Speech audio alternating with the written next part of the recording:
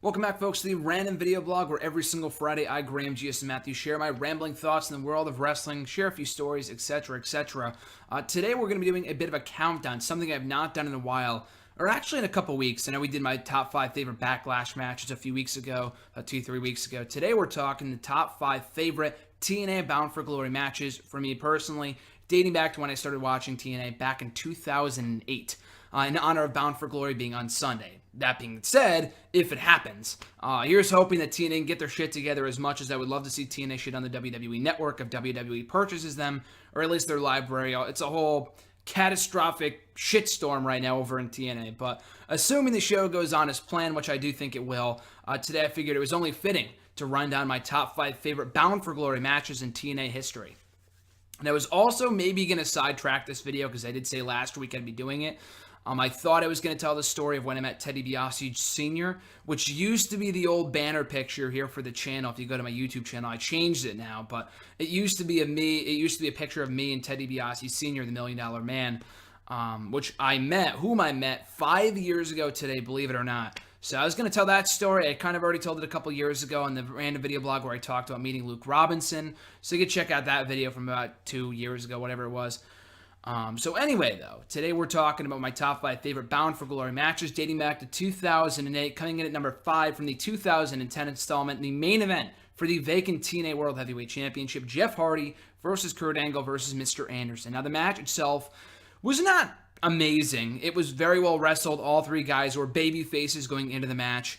You had the whole 10-10-10 thing. This was the debut of they, whatever, which they had been hyping up for months on TNA TV, which got me genuinely excited to see where it would go. Ultimately, it would flop. TNA fucked up. Jeff Hardy fucked up. The whole group was just an epic failure. But they did have a good thing going leading up to that show with the whole 10-10-10 thing, what would happen with the World Championship. There were a lot of, rumors running rampant that Kurt Angle would be the one to be revealed, and I think that might have been the original plan to have Kurt Angle be the one to go heel, or either him or Rob Van Dam. Neither guy went heel. It ended up being Jeff Hardy, and that was the night I became a Jeff Hardy fan, through and through. I liked him in WWE, but it was that night on 10-10-10 at Bound for Glory 2010 that when he went heel that I, became a full-fledged fan of Jeff Hardy, the charismatic enigma. So a really good match. Of course, Jeff Hardy in the end becoming the new TNA World Heavyweight Champion for, I believe, the first time in his career. So the match itself wasn't really what made it my favorite. It was more so the finish and the fact that, Jeff Hardy turned heel. It was such a shocker. I was so excited for the future of TNA. Obviously, that led nowhere, but still, it was still a good match and a very shocking ending, to say the least. I talked about it more in depth a couple years ago, about 2 years ago here in the random video blog. But still, a good match. Nevertheless, the cap off Bound for Glory 2010. Coming in at number 4 on my top 5 favorite TNA Bound for Glory matches in the last 8 years, from the 2009 installment, a fatal 4-way Full Metal Mayhem match for the TNA World Tag Team titles and the IWGP Tag Team titles. It was the main event Mafia's Booker T and Scott Steiner, the Motor City Machine Guns, Beer Money and British Invasions, Douglas Williams, and Magnus. And a pretty good match and a very fun match. I did not watch Bound for Glory 09 live. 08 and 09 were the only ones I did not watch live. But I did see it for the first time about a year or two ago. I got as a gift the Best of Beer Money and Motor City Machine Guns DVD from a few years ago, one of those Fandemonium DVDs that TNA put out.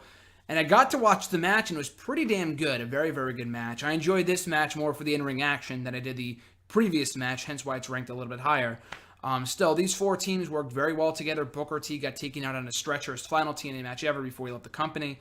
Everyone here worked really well together, and in the end, I think I couldn't even tell you who won. I completely forgot.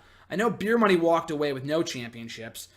Did I say Motor City Machine Guns? I meant Team 3D. My apologies. I'm pretty sure Team 3D walked away with the IWGP Tag Team titles, and then Main Event Mafia? No, they lost 2. I think it was British Invasion that won the World Tag Team titles. I can't remember exactly, but it was still a very fun match. Full Metal Mayhem, like I said, so TLC, like rules.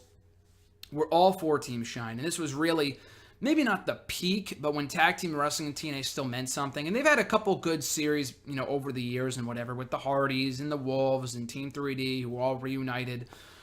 stuff like that in recent years. But beyond that, I would say the peak for TNA's tag team division was 2008, 2009. They had done a similar match at the '08 installment, which I never saw. I know it had Beer Money, Abyss and Matt Morgan, maybe Team 3D and a few other teams, or maybe one other team. Maybe Mexican America, I think it was. But I thought this match was a lot better, a lot more clean cut, some hardcore action, not too much of it, but still just enough to make it a very entertaining match. Coming in at number 3 here is from the 2011 installment, so 2 years later, Mr. Anderson versus Bully Ray in a Falls Count Anywhere street fight. Now, the whole feud leading up to this match was just a complete clusterfuck. Mr. Anderson, you thought went heel. He joined the Authority. That was pretty much their version of the Authority at the time. He joined Immortal. He left Immortal. It seemed like he rejoined. It was so fucking confusing, but people were getting behind Mr. Anderson as a babyface again. So it was cool to see him kind of feud with Bully Ray, who was the then leader of Immortal going into Bound for Glory before that was cut short. But people were starting to slowly get behind Mr. Anderson as a Stone Cold-like figure. Not to say he was Stone Cold Steve Austin, but he kind of mirrored him in a few different ways in the build leading up to this bout. But the match itself was really, really good. If I'm not mistaken, the show took place in Philadelphia, so it was a Philadelphia street fight. The crowd loved it. Just a lot of fun. Mr. Anderson, the only real gripe I had of this match was that he went for a Kenton bomb or Swanton, whatever, off the top of the turnbuckle or something, I think it was, and he missed Bully Ray. So that didn't look too good.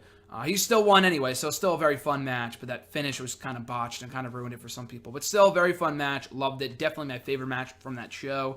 I was almost going to include Sting and Hulk Hogan on here, just for the moment of Hulk Hogan going back babyface and the crowd going nuts, but the match itself was not good, so I didn't include it. I put this match on the list instead. Coming in number 2 in my top 5 favorite TNA Bound for Glory matches of all time, from the 2013 installment, the main event for the TNA World Heavyweight Championship, Bully Ray, once again on the list, defending his title against AJ Styles, the winner of the 2013 Bound for Glory series. Now AJ, if you can recall, this is the most recent matchup on the list. This was only 3 years ago, but some people may not have been watching at that time. But AJ leading up to the matchup was kind of like that dark soul. He was brooding. He was very quiet. People didn't really know what was going on with AJ Styles, but a great year-long story. At some points, it was kind of fucked up. AJ's mic work back then, it's a lot better now in WWE for whatever reason, but back then in TNA, it was not the greatest, so his promos weren't amazing. But Bully Ray's were. Bully Ray was the absolute MVP of 2012 and 2013. The guy was an absolute fucking star, and he definitely deserved to main event their biggest show of the year. But AJ, 1 year prior, had lost a triple threat match where he was the one that got pinned. So due to that, he would no longer be able to challenge for the World Championship until next year's Bound for Glory. There you have it. He wins the Bound for Glory series, beats Magnus in the finals, another favorite TNA match of mine, and then goes on to face Bully Ray at the pay-per-view. So I think this match was also on AJ Styles' best of TNA matches that I bought a couple months ago. I was able to rewatch it. A lot of shenanigans with aces and eights, with Dixie Carter and all her authority figures and minions and all that shit. I was glad Hulk Hogan didn't come back, but that was my initial fear because he left the company in storyline, but also legitimately a couple weeks prior, and he was gone for good and he has not been back since. Hopefully he will never be back in TNA. And I love Hulk Hogan, but him and TNA were just not a good fit.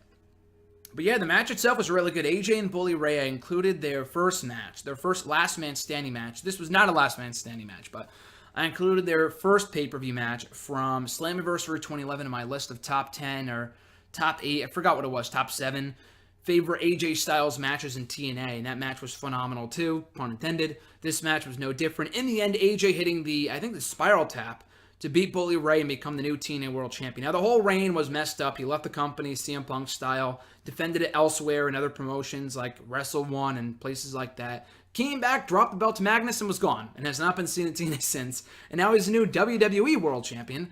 There you have it. So still, though, for TNA's, for the last Bound for Glory that AJ ever had, a pretty damn good match.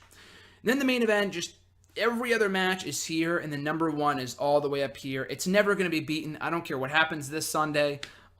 Just the 2014 installment sucked. Was the one in Japan. The 2015 show is very forgettable. So I have no matches from those shows on these lists, even though I watched those shows.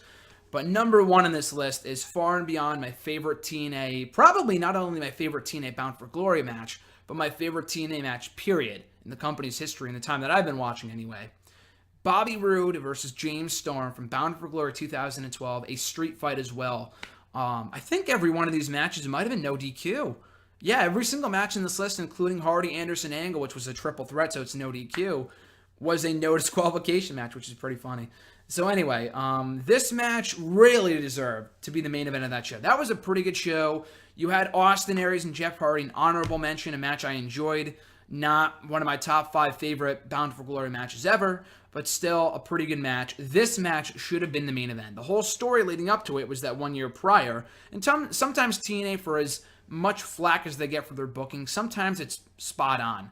And it was definitely spot on for a time anyway, in late 2011, early 2012, when Bobby Roode cost James Storm the TNA title. He beat him for the TNA title, went heel, went on to embark on the longest reigning run in TNA history as the longest reigning TNA World Heavyweight Champion ever. Beats James Storm in Nashville at Lockdown, and James Storm, goes on this road to redemption in the months that followed. Did not win the Bound for Glory series because that was won by Jeff Hardy, and the championship was won by Austin Aries. So they put the title in that program and kept Bobby Roode and Storm going regardless, which I was happy about because they should have faced off at their biggest show of the year. But just an incredible match. You can feel the passion, the emotion, the drama, the in-ring action was excellent. Everything about the match was just near perfection. My only gripe with it was that it went on third of 8 matches on the show. And for a match that should have been main eventing, it should have gone on a lot later than it did. But at least the crowd was hot for it. The action was great. Both these guys were bloody as hell, which I'm not all that fond of sometimes, but it worked for this feud. It worked in a major way. So I loved it. I thought it was an amazing match. In the end, James Storm finally gives Bobby Roode his comeuppance, scores the victory, and gets one over on his former Beer Money tag team partner / best friend. Just amazing, amazing stuff. A match I don't think will ever be topped in TNA's history going forward. If they have much of a history going forward, we'll see on Sunday. But that's it, guys. My top 5 favorite TNA Bound for Glory matches ever. Once again, a quick run through. If you skip towards the end here, I'll give you a quick recap. Number 5, Jeff Hardy, Mr. Anderson, Kurt Angle triple threat match of the TNA World Championship from 2010. Number 4, Beer Money, British Invasion, Main Event Mafia, and Team 3D in a fatal 4-way Full Metal Mayhem match for 2 sets of tag team titles from 2009. Number 3, Mr. Anderson versus Bully Ray in a Falls Count Anywhere street fight from 2011. Number 2, AJ Styles versus Bully Ray in a no DQ match for the TNA World Heavyweight Championship from 2013. And first and certainly foremost, number 1, AJ Styles, or rather Bobby Roode versus James Storm in a no disqualification street fight from the 2012 show. So once again, guys, would love to hear your list, or at least some of your favorite your favorite TNA Bound for Glory matches ever. Be sure to drop a comment down below. You can tweet me on Twitter at WrestleRant or on Facebook. Find me there at facebook.com/graham.gsm.matthews. So all that being said, guys, hope you enjoyed Bound for Glory on Sunday. Again, as I said, if it happens, hopefully they can get their funding shit together, and I assume they will. I think the show will go on without a hitch. Without a hitch, rather. That's the wrong phrasing there. Without a hitch. Off a hitch? I fucking forgot. I'm messing up the phrase now. But before I botch anymore, guys, just have an amazing weekend. Enjoy the pay-per-view on Sunday. If you're watching, I would implore that you would. The product has improved immensely over the course of 2016, so I'd check it out. Strongly recommend it. And just enjoy your weekend. I'm Graham G.S. Matthews, and I'll catch you guys down the road.